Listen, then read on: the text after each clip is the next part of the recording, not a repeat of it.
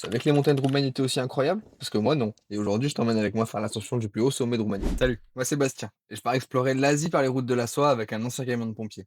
Aujourd'hui, il y a de la route, alors on se lève tôt.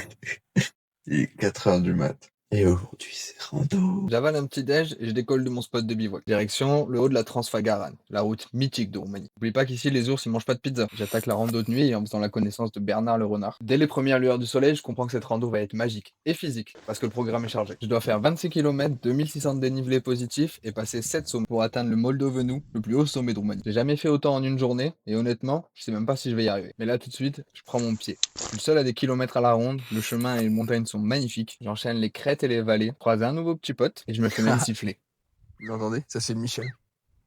Michel, c'est la balance de la montagne. Dès que tu passes, elle couine. Salut Michel. Bon, pas le temps de papoter, il reste encore de la route. Et le temps commence à se couvrir. Après 2 heures de marche, j'arrive enfin au premier sommet. Et voilà.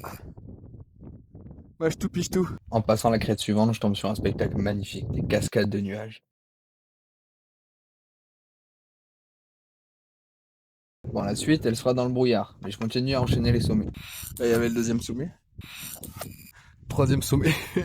Toujours avec une vue incroyable, hein. Je croise un petit lac, mais là, j'avoue, je commence à être bien fatigué. Fatigué avec le brouillard. En fait, je viens du plus là. Parce que là, on était là-haut. De temps en temps, la bus dégage, mais globalement, ça reste de la purée de poids. Puis j'aperçois le cinquième sommet, que je prends pour le dernier sommet. Pas du tout, en fait, je me suis trompé. C'est pas compté, c'est tout. En fait, c'était le cinquième sommet. Je rigole, mais ça m'a mis un sacré coup au moral. Et puis là, je commence sérieusement à être fatigué. Surtout dans la côte du sixième sommet. Une pente des enfers, à 45 degrés sur 1 kilomètre. Mais j'arrive enfin au sixième sommet. Là, il me reste 20 minutes de marche et un peu de grimpette. Et ça y est, je vois le vol des Hano, le sommet le plus haut de Roumanie. Un petit coup de verveine et un bon sandwich pour fêter ça. Et je profite d'être au-dessus des nuages pour voir tout ce que j'ai fait comme parcours. Mais aussi pour réaliser qu'il reste beaucoup de route avant de rentrer au camion. On passe cette montagne-là. La deuxième. La troisième. La quatrième.